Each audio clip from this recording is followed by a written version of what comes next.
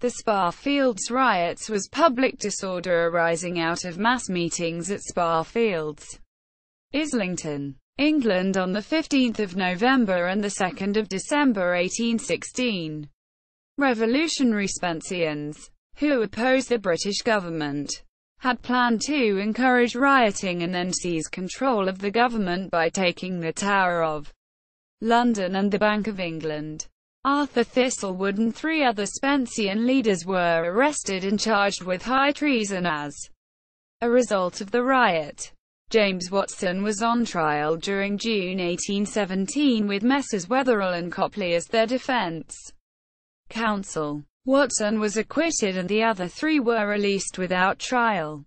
The first Spa Field meeting, on 15 November 1816, attracted about 10,000 people and passed off peacefully in the main. Its official object was to seek popular support for the delivery of a petition to the Prince Regent, requesting electoral reform and relief from hardship and distress. Henry Hunt addressed the meeting and was elected to deliver the petition, along with Sir Francis Burdett, although the latter subsequently declined to go.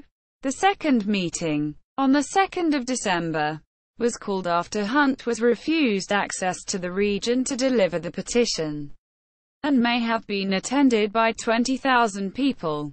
To advertise for the meeting, the Radicals used placards such as the one below, mimicking Nelson's famous call to his sailors to do their duty at Trafalgar in 1805. England expects every man to do his duty. The meeting in Spa Fields takes place at 12 o'clock on Monday, December 2, 1816, to receive the answer of the petition to the Prince Regent, determined upon at the last meeting held in the same place, and 4 other important considerations. The present state of Great Britain, 4 millions in distress, 4 millions embarrassed, 1.5 million fear distress, 500,000 live in splendid luxury. Death would now be a relief to millions. Arrogance, folly, and crimes have brought affairs to this dread crisis. Firmness and integrity can only save the country. At the meeting Hunt spoke as planned, and most of the crowd listened to him. But some disorder broke out according to the Spenceans' agenda.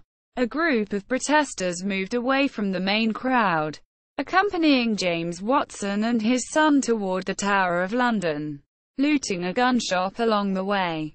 They were met by troops at the Royal Exchange and dispersed or were arrested.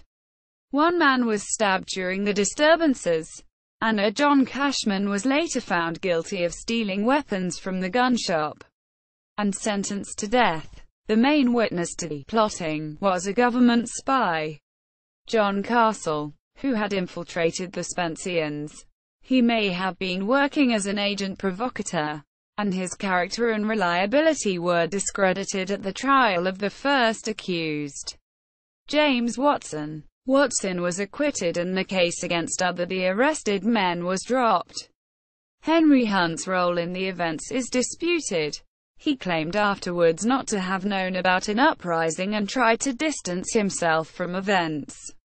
The Spa Fields meetings were one of the first cases of mass meetings in public, and contributed to the government's conviction that revolution was possible and action must be taken. The gagging acts were passed in February and March 1817, and the Blanketeers' March followed in the same month. Spa Fields Riots at www.victorianweb.org. Spa Fields Riots at Spartacus Educational